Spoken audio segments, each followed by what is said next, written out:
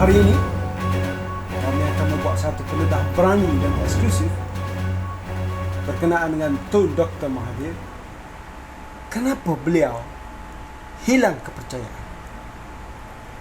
Wah, soalan ni memang panas. Tun Mahathir sebenarnya sebagaimana yang kita sebut sebelum ni, dia seorang yang populariti dia masih ada sampai kepada hari ini, tetapi isunya ialah hilang kepercayaan. Jadi saudara zaman ni bertanya, kenapa Tun Mahathir hilang kepercayaan di kalangan rakyat? Kerana Tun Mahathir ialah pemain sebenar, pencatur sebenar politik dalam negara ni. Di belakang Tun Mahathir itu semuanya adalah buah catur dia. Contohnya, saya secara berani dan eksklusif bagi tahu, Muhyiddin Yassin adalah buah catur Tun Mahathir. Hamzah Zainuddin juga adalah buah catur Tun Mahathir. Azmin Ali adalah buah catur Tun Mahathir. Syed Saddiq juga adalah buah catur Tun Mahathir. Dengan kenyataan terbaru dia, dengan kenyataan terbaru berkaitan dengan PAUS Malaysia. Dan begitu juga dengan Syafiq Afdal, juga buah catur Tun Mahathir. Buktinya Tun Mahathir telah hilang kepercayaan apabila rakyat tidak memberi undi. Mana-mana parti ataupun kumpulan yang ada hubungan, yang ada coalition dengan Tun Dr. Mahathir. Sebagai contohnya, pilihan raya Slim, kita kehilangan undi daripada China dan India sebanyak 25%. Dan juga di kalangan orang Melayu, yang menyebabkan kita hilang lebih kurang 4,000 undi dalam pilihan raya Slim itu. Dan apa yang berlaku baru-baru ini dalam PRN Sabah juga, warisan tidak mendapat undi yang sepatutnya dia dapat dan hilang undi dalam 10 ke 15%, menyebabkan warisan hilang kerajaan. Dan kalau kita tengok, warisan hanya mendapat undian sebanyak 40% sahaja daripada pengundi di Sabah dalam PRN Sabah baru-baru ini. Dan tentunya dengan 40%, warisan tidak akan dapat membentuk kerajaan.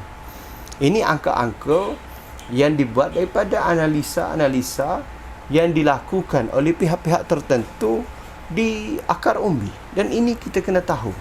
Kenapa? Kerana rakyat telah hilang kepercayaan kepada Tun Mahathir, dan sesiapa sahaja yang ada hubungan secara langsung atau tidak langsung dengan Tun Mahathir, mereka tidak akan diberi undi oleh rakyat.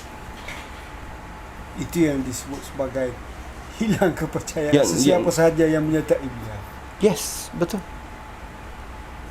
Jadi kena berhati-hati kita dalam memahami bentuk kerjasama politik di tanah air, dan dengan siapakah yang kita akan lakukan kerjasama, kerana rakyat itu memerhati dan bertindak di atas apa yang telah kita lakukan, apa yang kita ucapkan, apa yang kita telah lakukan dan laksanakan.